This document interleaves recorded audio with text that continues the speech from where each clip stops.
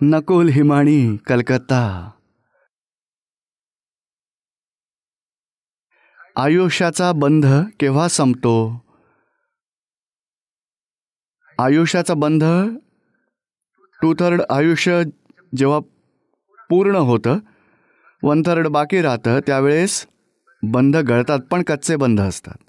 जे 1/3 मधून पुन्हा 2/3 1/3 2/3 1/3 डिवाइड होत 1 मिनिट जरी राहिलं तर त्यातल्या 40 सेकंदांच्या नंतर चेंज होईल. प्रत्येक 1/3 बाकी आहे, 2/3 पूर्ण झाला आहे. तर आयुष्यातले ते बंध म्हणजे गतीचा बंध म्हणतात. आयुष्याचा बंध नाही, गतीचा बंध. कोणत्या गतीत जाणार आहे त्याचा हिशोब ठरवला जातो. की मनुष्यात येणार, जनावर गतीत जाणार, नरक गतीत जाणार, देवगतीत जाणार. 2/3 पूर्ण झालं तर 2/3 लाईफमध्ये कोणत्या प्रकारचे त्याने कर्म बांधले आहेत, पुण्याची का पापाची, मोहाची, रागाची, द्वेषाची, त्या हिशोबाचे पूर्ण कलेक्शन रेडी असतं. त्यात आता 1/3 बाकी आहे. पण कॉमन समजा 81 इयर्स जगणार असेल माणूस, तर त्याच्या 54 इयर्सच्या वेळी त्याच्या साधारण त्याचा डिसिजन कळतो की हा माणूस ह्युमनमध्येच पुन्हा येणार का जनावर गतीत जाणार. समजा की तारुण्यात खूपच चुका केल्या, भ्रष्टाचार, दुराचार, अत्याचार, बलात्कार, तर जनावरात जायची कर्म बांधेल. आता त्याच्याजवळ बाकीचे 27 वर्ष राहिलेत, तर त्यातून 1/3 बाकी राहिले, म्हणजे 18 वर्षानंतर 54 आणि 18 म्हणजे 72 इयर्स, तर 72 इयर्स. बाकीची जी 18 वर्ष आहेत त्यातले काही धर्मामध्ये गेले, एखादी संतवाणी ऐकली, त्याला आपल्या चुकांसाठी पश्चाताप झाला, तर त्याची काही पापं धुतली जर त्याने, तर त्याची जनावरगतीतून मनुष्यगतीत बंध चेंज होऊ शकेल. बाकी त्याच्याकडे आता 9 वर्ष बाकी आहेत. तर 6 वर्षानंतर 78 वर्षाच्या वेळी पुन्हा जर त्याने काही चांगली कर्म केली, चांगली खूप सेवा केली, परोपकार केला, दान केलं, खूप संत समागम केला, पश्चाताप केला आपल्या चुकांचा, तर देवगतीचंही आयुष्य बांधू शकेल. बाकी 3 वर्ष राहिली तर संतांच्या आश्रमातच निघून गेला समजा की फॉर एक्झाम्पल. तर नंतर चांगलं करत राहिला, धर्मध्यान भक्ती. त्याचवेळी घरून फोन आला, बाबाजी तुम्ही वाटण्या करून जा नंतर. तर घरी जाईल पुन्हा, तेव्हा 2-3 मुलांसोबत भांडणं, मारामारी, सुनांशी, मुलांशी, रागात द्वेषात, एवढे खराब दिवस रात्र भांडणं करतोय, तर डाऊन होईल त्याचं सगळं. तर मनुष्याऐवजी नंतर जनावरात पुन्हा बंध येईल. म्हणजे हे हे हे पुण्य पापाचे जे भाव आहेत, कर्ताभावाने द्वेषभाव, मोहभाव, पण सेवाभाव, परोपकार भाव, त्यात पुण्याचा चार्ज होतो, कधी पापाचा चार्ज होतो, प्लस मायनस होऊन बॅलन्स शीट येत असते. तर प्रत्येक वर्षीही 8 महिन्यांनीही पुन्हा बॅलन्स शीट येईल.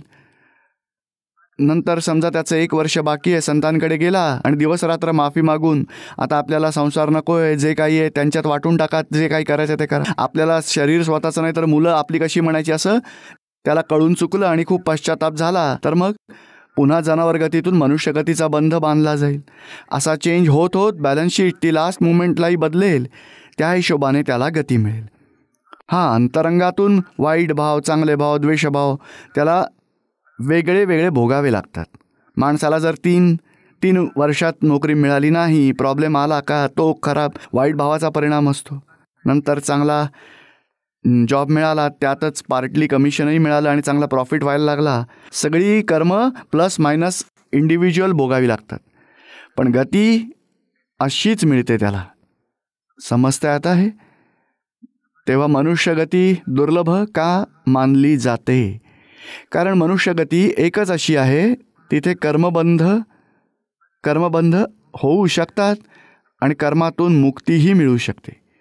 कर्मफळ तर सगळ्या गतींमध्ये भोगावी लागतात. मनुष्यगती, जनावरगती, तीर्थंशगती म्हटलं जातं, देवगती वा नरकगती.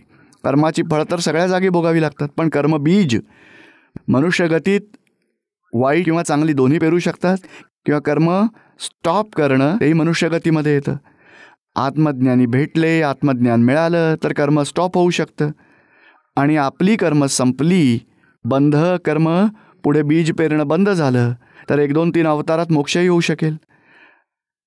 तर त्यामुळे मनुष्यगती खूपच दुर्लभ दुर्लभ देवानाही दुर्लभ म्हटलेलं आहे. समजतं का आता तुम्हाला? जय सच्चिदानंद. जय सच्चिदानंद.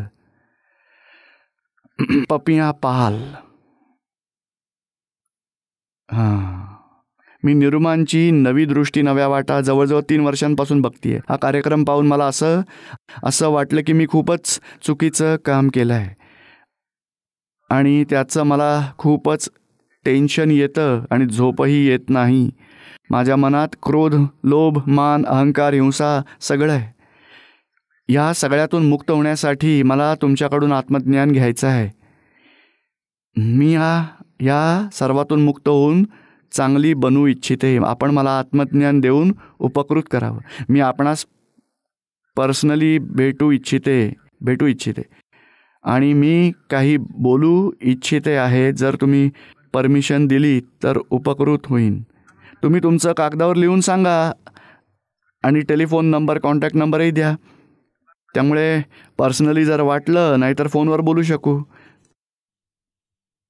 बाकी हा सर्व प्रकारच्या कचऱ्यांना साफ करण्याचाच मार्ग आहे आणि तमाम कर्मातून मुक्त होऊन शुद्धात्मा प्राप्त करायचं आहे आणि कर्मरहित दशेत मोक्ष प्राप्त करायचं आहे. त्याचाच हा मार्ग आहे. कारण मला तुम्हाला भेटायचं होतं, कारण की मी एवढी पापं केली आहेत. थोडं बोलायचं होतं.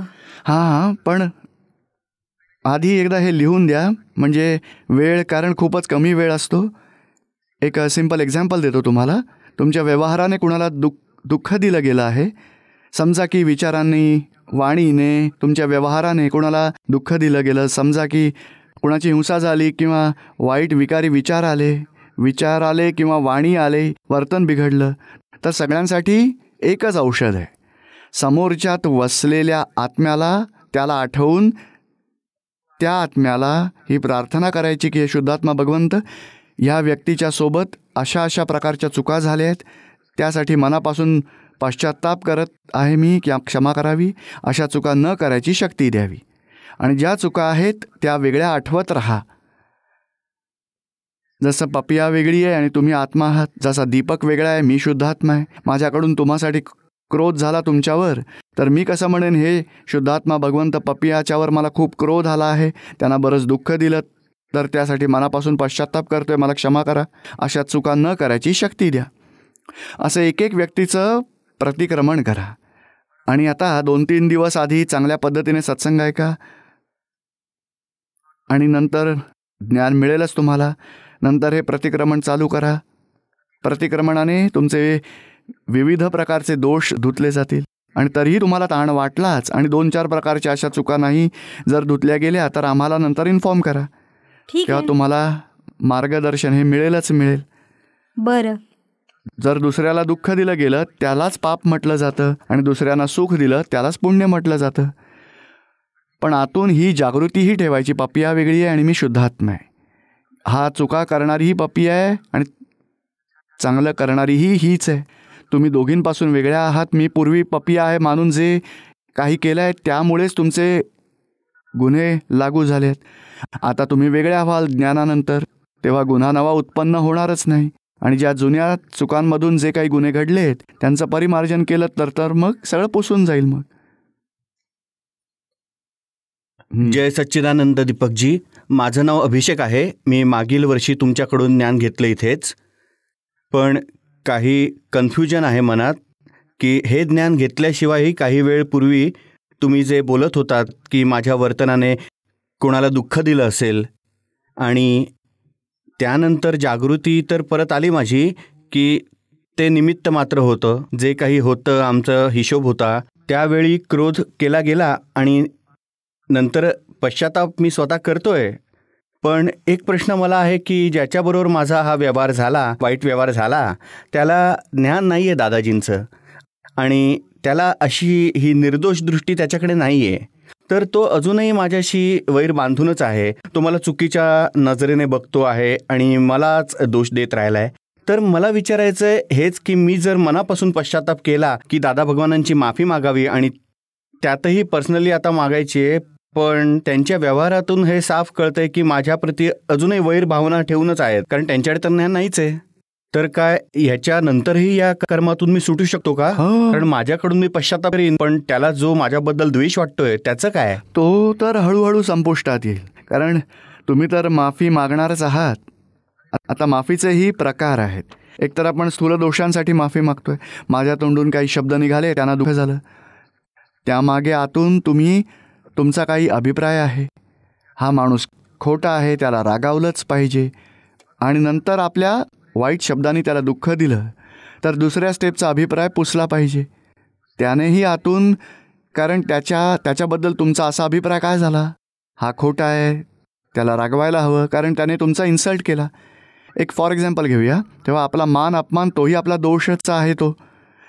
तर त्या दोषाची तुम्हाला जरूर माफी मागितलीच पाहिजे. अरे मी त्याचा अपमान केला का, अभिषेकचा केला, त्याची काहीच चूक नव्हती, मी अभिप्राय ठेवला तोही चुकीचाच आहे.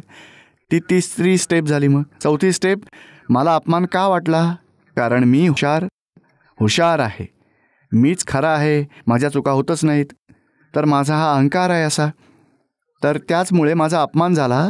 तर आतूनच हे डीप डाऊन ज्या प्रकारच्या अहंकाराचा दोष आहे, मानाचा दोष, अभिप्रायाचा दोष आणि वाणीचा दोष, आणि त्याच्याही पुढे मीच अभिषेक आहे, मी कसा काय चुकेन, त्याची चूक तर त्याला रागवलं पाहिजे. तर या मी अभिषेक आहे या मानाची, ह्या प्रकारच्या ज्या चुका झाल्या आहेत, एकेका लेवलच्या चुकांची माफी मागावी लागेल. आपण काय की फक्त स्थूल दोषांनाच धुवून टाकतो. आपल्याकडून समोरच्याला दुःख झालं ते सुरुवातीच्या स्टेजमध्ये ठीक आहे, पण जर पुढे जायचं असेल तर, कारण सूक्ष्म अहंकार जो आहे तो अहंकार आपल्यात असतो, भले डिस्चार्ज होतो, पण अहंकार तो त्याला थोडंही हर्ट झालं तरी आपल्याप्रती त्याचा वैरभाव होतो. आणि जोपर्यंत आपला अहंकार आपण संपवत नाही तोपर्यंत त्याचा वैरभाव संपणं हे खूपच अवघड आहे. आपण डीपमध्ये जाऊया. काही स्थूल दोषांचं प्रतिक्रमण झाल्यानंतर आपण थोडे सूक्ष्माचेही करायचे. कशायाचे करा. बिलीफ आहे ज्याने चुकून मीच सच्चा आहे, माझी काय चूक आहे, तेव्हा 100% आपलीच चूक असते, अभिषेकचीच चूक आहे ही. हो, तर मी माझ्या अहंकाराचं प्रतिक्रमण करतोच आहे, पण ते जे काही वैर मानतायत त्यासाठी काय मला करायला पुढील जन्मात त्याच्याबरोबर काही. आता नाही, पुढचा विचार करा. आता ह्या स्टेपची गोष्ट पूर्ण झाली. आता पुढे बघा की आपल्याबद्दल त्याच्यात एवढा वैरभाव आहे, आता आहे हा आजचा नसेलच, पूर्वजन्माचा असला पाहिजे. कारण एवढ्या छोट्याशा गोष्टीने त्याला एवढी एक्साइटमेंट झाली आहे आणि एवढा वैरभाव तुमच्याबद्दल झाला, तर पूर्वजन्मात जास्त दुःख दिलं असेल त्याला.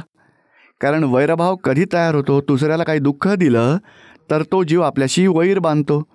ते आजचं नसेल तर पूर्वजन्मीचं असेल, तर मग मनापासून 1-1 तास बसून त्याचं प्रतिक्रमण करा आणि त्यांच्यातला शुद्धात्मा पहा, निर्दोषच बघा, अकर्ताच बघा, आणि या अभिषेकचीच 100% चूक आहे असंच समजा. आणि त्याच जागृतीत राहा की 100% तुमचीच चूक आहे अभिषेक, कारण तुम्हीच भोगत आहात, तुमचीच, आणि तुमच्या प्रती वैरभाव मानतोय तो, त्याचा काही दोष नाही. तो शुद्धात्मा निर्दोष आहे आणि प्रकृतीत भरलेला माल आहे. त्याला डिस्चार्ज स्वरूप बघू की. हां, त्यासाठी आपल्यासाठी तो डिस्चार्ज स्वरूप आहे. तो आतूनच मानतोय की मीच चंदू आहे, मीच चुका करतोय, त्याच्या चुकांमुळे गुन्हा होईल नक्की, त्याला भोगावंच लागेल. आपल्यामुळे तो गुन्हा करतो आहे, कर्म बांधतोय, त्यासाठी आपण प्रतिक्रमण करणं आवश्यकच आहे. मनापासून पश्चाताप करत राहा. एका दिवसात पूर्ण नाही होणार, 2 वर्षही लागतील, 5 वर्षही लागतील, पण आपल्याकडून प्रतिक्रमण करत राहाल तर तुमची जबाबदारी संपुष्टात येईल. तुम्हाला नेक्स्ट लाईफमध्ये तो त्रास देऊ शकणार नाही. त्याला वैरभावासाठी तेव्हा दुसरा कोणी भेटेल, मग त्याच्यासोबत हिशोब होऊन पूर्ण होईल तो. आणखीन एक प्रश्न होता, हा आत्महत्येच्या बाबतचा जो सिद्धांत आहे निसर्गाचा, की एकदा जर कोणीही आत्महत्या जर केली तर 7 जन्मापर्यंत तशीच आत्महत्याच करावी लागते. तर ह्या ज्या 4 गती आहेत, मनुष्य गती सोडून ज्या बाकीच्या 3 गती आहेत, देवगती किंवा नरगती वा जनावर गती, तर देवगतीमध्ये तर आत्महत्येचा प्रश्नच येत नाही नरगतीमध्ये. आणि जनावर गतीमध्ये ही अहंकार असेल तर तो व्यक्ती नाही झाला, लोकांचे मन, चित्त, बुद्धी यातून व्यक्त झाले नाही, तर आत्महत्या तेव्हाच करतो जेव्हा पूर्ण अहंकार भग्न होतो. तर जनावर ही आत्महत्या करू नाही शकत. तर याचा अर्थ असा की मी जर मनुष्य जन्मात आत्महत्या केली तर माझ्या त्या बाकी 7 अवतारांमध्येही आत्महत्या करावी लागेल, तेव्हा मनुष्य होऊनच यावं लागेल, कारण बाकीच्या अवतारात तर नाही करू शकणार ना, मनुष्य बनून जन्म घ्यावा लागणार ना. बरोबर आहे. आणि त्या 7 जन्मांमध्ये कोणत्याही जन्मात जर मला ज्ञानी भेटला तर काय त्या थांबू शकतात का मला 7 पूर्ण करायच्याच काही आहे? भरोसा नाही आता किती फोर्स आहे, कदाचित होऊनही जाईल. पण आत्महत्या हे कर्म, हे डिस्चार्ज कर्म आहे. पण आतून तुम्हाला जागृती राहील की हा एकदम असा कर्मांचा फोर्स येत असतो तेव्हा बिघडतं. मग नंतर पुन्हा जागृती येते आणि शेवटी होऊही शकते. असे ज्ञानी भेटले तर हळूहळू तो गुन्हा बंद होऊन जाईल. पण तो मनुष्य जन्मातच होईल 7 अवतार. हा, ते 7 मनुष्याचेच असतील. आणखीन एक गोष्ट अशी आहे की निरुमांचा सत्संग मी ऐकलाय टीव्हीवर की मागच्या वेळी मी तुम्हाला हा प्रश्न विचारला होता की बाकीच्या ज्या गती आहेत, जनावर गती वा देवगती वा नरक गती, त्यात आपण सगळी फळं भोगतो तेव्हा तिथून डायरेक्ट मनुष्यामध्ये येतो का? म्हणजे बाकी 3 गतीमध्ये तर येणं जाणं नाही होत, कोणत्याही गतीतून डायरेक्टली मनुष्यातच यायचं आहे का? बरोबर आहे. आणि त्यातही अशीच गोष्ट आहे की एकदा मनुष्याचा अवतार मिळाल्यानंतर मॅक्झिमम 8 अवतार आपल्याला दुसऱ्या योनीत जावंच लागतं. 9वा अवतार पुन्हा जनावराचाच आहे. जनावरात तर त्या 8 अवतारातून आपल्याला जनावरात जावं लागतं. तर मग जनावर गतीतून जनावर गतीत आलो तर मग डायरेक्ट मनुष्यात येण्याची गोष्ट नाही येणार. नंतर 8 पूर्ण झाल्यावर नंतर मनुष्यात येणार. म्हणजे जनावर गतीतूनही जनावर गती मिळू शकते. कारण ते अधुरं आहे कर्म. त्याचा एक लेअर कमी होतो तेव्हा मांजरीचा मिळेल, गाईचा मिळेल, म्हशीचा मिळेल, कुत्र्याचा मिळेल, असं पूर्ण करत करत सगळे लेअर्स पूर्ण होतील तेव्हा मनुष्यात येईल. मग म्हणजे होऊ शकतं असं. आणि मॅक्सिमम 8 असे लाईफ आहे. बरं. आणि ही जी कैवल्य ज्ञानाची गोष्ट आहे, कैवल्य ज्ञान तर आपल्याला तेव्हाच मिळतं जेव्हा आत्म्यावरची सगळी जी आवरण आहेत सर्व तुटून जातात आणि सर्व कोणत्याही कर्माची चार्ज कर्म कुठली आत्म्याशी अटॅच होत नसतील, तर मग तेव्हाच कैवल्य ज्ञान मिळतं. तर कैवल्य ज्ञान काय सर्व कर्म समाप्त होतील म्हणजे आयुष्य कर्म ही समाप्त व्हायला हवं, म्हणजे की आयुष्य कर्म असतानाही कैवल्य ज्ञान संभव आहे? कैवल्य ज्ञानासाठी काय सांगितलं गेलं आहे? 8 प्रकारची कर्म आहेत. ज्ञानावरण, दर्शनावरण, मोहनीय, अंतराय, नामकर्म, वेदनीय कर्म, आयुष्य कर्म, गोत्रकर्म. ही पुढची 4 समाप्त झाली तर केवळ ज्ञान होईल. बाकी 4 कर्म राहून जातील. नामकर्म, शाता अशाता, वेदनीय कर्म, लोकपूज्य, लोकनिंद्य, गोत्रकर्म आणि आयुष्य कर्म ही 4 बाकी राहतात. आणि शरीराद्वारे भोगून पूर्ण जेव्हा होतात तेव्हा तो आत्मा निर्वाण होऊन मोक्षात निघून जातो. तो नंतर जन्मजन्मांतरात येतच नाही. तर मग कैवल्य ज्ञानी आणि परमात्म्यात काय अंतर आहे? केवल ज्ञानी देहधारी परमात्माच म्हटला जातो. बरं, म्हणजे त्यांचं आयुष्य कर्म समाप्त झाल्यानेच परमात्मा मिळेल. नंतर परमात्मा दशा परमनंट त्या स्टेजमध्ये येईल. हा देहधारी आत्मा जेव्हा आत्मज्ञान होतं तिथूनच तो, कारण परमात्म्याचं तो स्वरूप झालेला आहे. आत्मज्ञानाच्या पूर्ण दशेत आल्यावर तो परमात्माच मानला जातो. परमदशा आत्म्याची म्हणजे केवल ज्ञानींना परमात्माच म्हटलं जातं, देहधारी परमात्मा. आणखीन एक शेवटचा प्रश्न आहे की जसं दादाजी म्हणायचे की आता या भरत क्षेत्रातून मोक्ष डायरेक्ट पॉसिबल नाही आहे, बंद झाला आहे तो, तर बाकीच्या ज्या अशा 15 पृथ्वी आहेत आपल्या लोकांच्या, त्यातली 5 भरत क्षेत्र आहेत, तर काय बाकीच्या 4 भरत क्षेत्रातूनही मोक्ष डायरेक्ट बंद झाला? 5 भरत क्षेत्र, 5 ऐरावत क्षेत्र, 10 क्षेत्रातून डायरेक्ट मोक्ष बंद आहे. आणि हे ते 5 महाविद्या क्षेत्रातून मोक्ष खुला आहे. त्याला तिथे तीर्थंकर आहेत. बाकीच्या 10 क्षेत्रात तीर्थंकर नाही आहेत. तशी आपल्यासारखीच पृथ्वी आहे, असाच मनुष्य आहे. 24 तीर्थंकर इथे असतात, तसेच बाकीच्या 10मध्येही 24 असतात, पण ते 24 पूर्ण झालेत. असे ज्ञानी होणं हा अपवाद आहे. हे आश्चर्य आहे. जे झाले ते होऊन गेले. दुसऱ्या जागी असे काही ज्ञानी होतील तर एकावतारीकडून ज्ञान त्यांच्यापैकी कुणाला मिळालं तर महाविद्या क्षेत्रात जातील आणि तिथून मोक्षाला जाऊ शकतील. मग सर्व भरत क्षेत्रातून श्रीमंदर स्वामींच्या क्षेत्रात तिथे सर्वांसाठी नाहीये. आपलं भरत क्षेत्र जे म्हणजे ते सगळ्यांसाठी नसतं. डायरेक्ट श्रीमंदर स्वामींशी अनुसंधान आहे. दुसऱ्यांसाठी दुसरे 20 आहेत ना, 20 मधून कोणाच्याही सोबत अनुसंधान होऊ शकेल. आपला आशीर्वाद आम्हाला मिळत राहो आणि आम्हा सर्वांनाच मिळावा. जय सच्चिदानंद. खूपच छान. जय सच्चिदानंद. मुगटभाई संघाणी.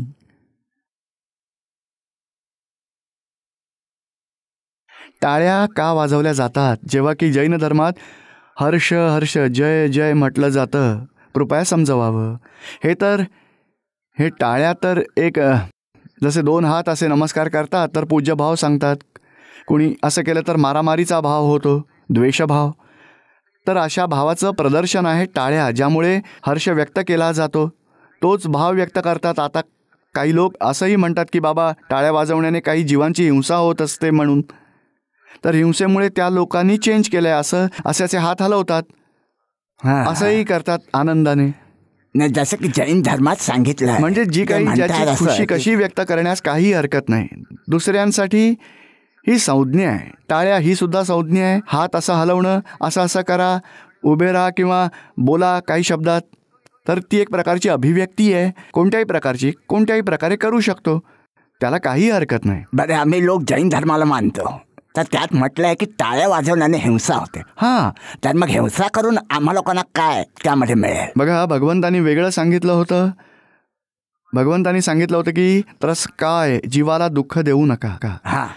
तर ही तर एका इंद्रियाची गोष्ट झाली. आता त्याविषयी काही म्हणायची गरजच नाही. केवल ज्ञान व्हायच्या आधी 5-25 वर्ष आधी त्याबाबत थोडी दृष्टी ठेवा, पण आत्तापासून काही करायचीच गरज नाही. आता तर गरज आहे पंचेंद्रियांना दुःख देऊ नका.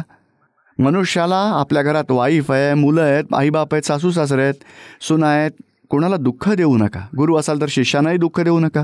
हजबंड असाल तर वाईफला दुःख देऊ नका. या पंचेंद्रियांना सांभाळा. सगळ्यात मोठा गुन्हा तिथेच होतो. रौद्रध्यान, आर्तध्यान इथेच आहे. हा गुन्हा एवढा आहे की 1 करोडमध्ये 5,000चं नुकसान होईल.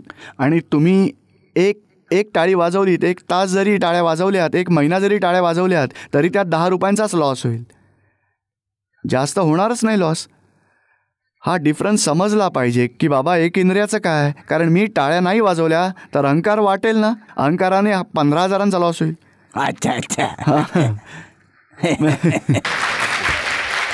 भगवंतांनी अहंकार नाही करा असं सांगितलंय. अहंकार करू नका कशाचा, कारण अहंकार करण्याने खूपच मोठं पाप लागतं.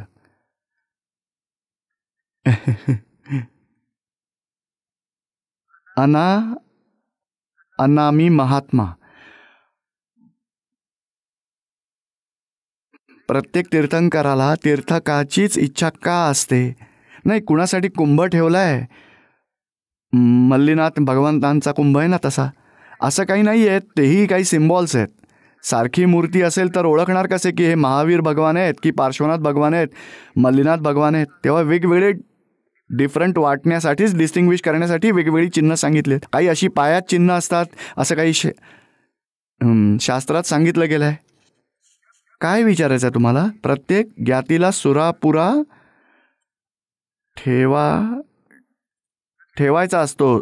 सुरापुराच ठेवायचा आहे. सुरापुरा असेल तर ती सगळी चित्र असतील तर काय असेल? असे तर आता सुरापुरा आय थिंक देवी देवतांना काय आहे? कुलदेवता असं असतं. आपली आपली बिलीफ आहे. बिलीफ तर आणखी काही सर्प असेल, कुणाच्या माताजी असतील, काही कोणतं कुलदैवत असेल, तर काही ना काही असं ते कुलदेवता जी आपले जे पूर्वज लोक आहेत, आपले आजोबा पणजोबा जे लोक मानतात त्यांना फॉलो करायचं. आणि चांगलं आहे ते, श्रद्धा चांगलीच पाहिजे. नाहीतर आपले जे लोक अशीच कोणावर श्रद्धा ठेवत नाहीत तर बेकाबू होत जातील, स्वच्छंदी होतील. तेव्हा कुणाला तरी शिरावर ठेवलंच पाहिजे. ज्या देवी देवतांना मानतात मानू द्या. आणि सर्प ठेवतात तर सर्पाने अहंकाराला वश केलं आहे असं त्याचं प्रतीक आहे देवांसमोर. तर आपलाही अहंकार संपून जातो, सरेंडर होतो, अशी भावना आहे त्यामागे. आणि देवदेवतांचे आशीर्वाद मिळतात. आणि आपली श्रद्धा आहे. कधी काही अडचण आली तर आपण कुठे जावं, आणि संकट आलं तर कुणाजवळ आधारासाठी, आपल्या शांतीसाठी काही आधार नसेल तर खूप डिस्टर्ब होऊन जाऊ. मग आपलं मन, बुद्धी, चित्त, अहंकार, त्या अशाच आश्वासनासाठी असे देवदेवता पाहिजेत. आणि त्यांच्यामुळेच माणसांची आपली सद्बुद्धी टिकते, काही आशीर्वादही मिळतात, देवी देवतांची मदत होते. कारण खूप प्रकारच्या देवी देवता आहेतच आणि मनुष्याला त्यांच्या भक्तीने खूपच मदत होऊ शकते.